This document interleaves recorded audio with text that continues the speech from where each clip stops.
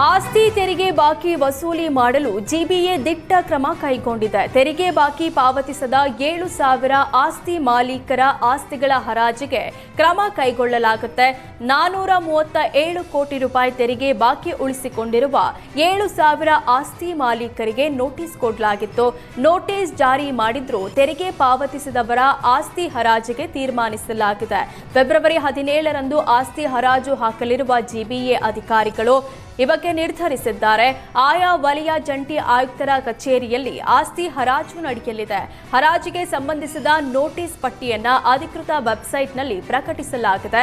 ಸಂಬಂಧಿತ ಆಸ್ತಿ ಮಾಲೀಕರು ತಕ್ಷಣವೇ ತೆರಿಗೆ ಪಾವತಿ ಮಾಡಿದ್ದಲ್ಲಿ ಹರಾಜು ಪ್ರಕ್ರಿಯೆಯನ್ನ ತಡೆಯಲಾಗುತ್ತೆ ಅಂತ ಜಿಬಿಎ ತಿಳಿಸಿದೆ. ರಾಯಚೂರಿನಲ್ಲಿ 50 ಅಡಿ ಆಳದ ಬಾವಿಗೆ ಬಿದ್ದಿದ್ದ ಶ್ವಾನವನ್ನ ರಕ್ಷಣೆ ಮಾಡಲಾಗಿದೆ. ಪ್ರಾಣದ ಹಂಗು ತೊರೆದು ಶ್ವಾನವನ್ನ ಸ್ಥಳೀಯರು ರಕ್ಷಿಸಿದ್ದಾರೆ.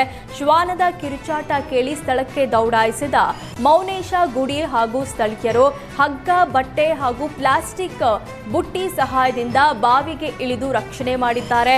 ಮೌನೇಶ್ ಹಾಗೂ ಸ್ಥಳೀಯರ ಮಾನವೀಯತೆ ಕಾರ್ಯಕ್ಕೆ ಸಾರ್ವಜನಿಕರು ಮೆಚ್ಚುಗೆ ವ್ಯಕ್ತಪಡಿಸಿದ್ದಾರೆ. ಆನೇಕಲ್ನಲ್ಲಿ ಅಂಗಡಿಯ ಬಾಗಿಲು ಹಾಕಲಾಗದೆ ತಿಂಡಿ ಮಾಡಲು ಮನೆಗೆ ಹೋಗಿದ್ದಾಗ ಖತರ್ನಾಕ್ ಕಳ್ಳರು ಕೈಚಳಕ ತೋರಿದ್ದಾರೆ. ಪೆಟ್ಟಿಗೆಯಲ್ಲಿದ್ದ 25,000ಕ್ಕೂ ಹೆಚ್ಚು ಹಣವನ್ನ ಕದ್ದು ಎಸ್ಕೇಪ್ ಆಗಿದ್ದಾರೆ.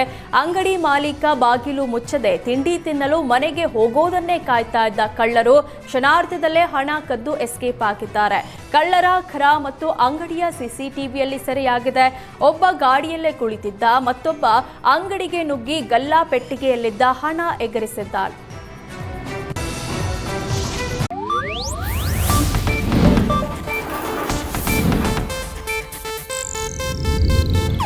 ಇದು ಏಷ್ಯಾನೆಟ್ ನ್ಯೂಸ್ ನೆಟ್ವರ್ಕ್ ಪ್ರಸ್ತುತಿ.